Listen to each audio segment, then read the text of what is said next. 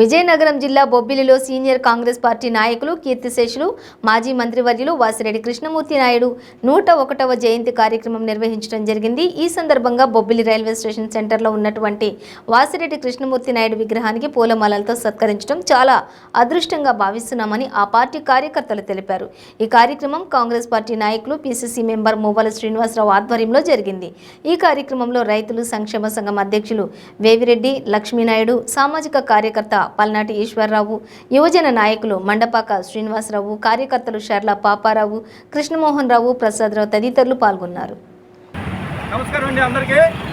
మరి ఈరోజు గౌరవనీయులు కీర్తిశేషులు పెద్దలు మాజీ మంత్రివర్యులు మరి శ్రీ వాసిరెడ్డి కృష్ణమూర్తి నాయుడు గారి జన్మదినం 101వ జన్మదినం సందర్భంగా ఈ కార్యక్రమం ఇక్కడ కాంగ్రెస్ పార్టీ తరఫు నుంచి చేయడం జరిగింది।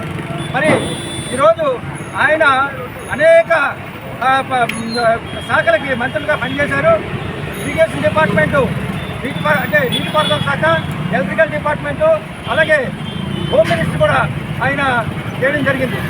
మరి బొబ్బిలి ప్రాంతానికి అనేక రకాలైనటువంటి ఉద్యోగ ఉపాధులను కల్పించి ఘనత ఆయన ఒక్కరికే దక్కుతుందని చెప్పి సందర్భంగా తెలియజేస్తా ఉన్నాను।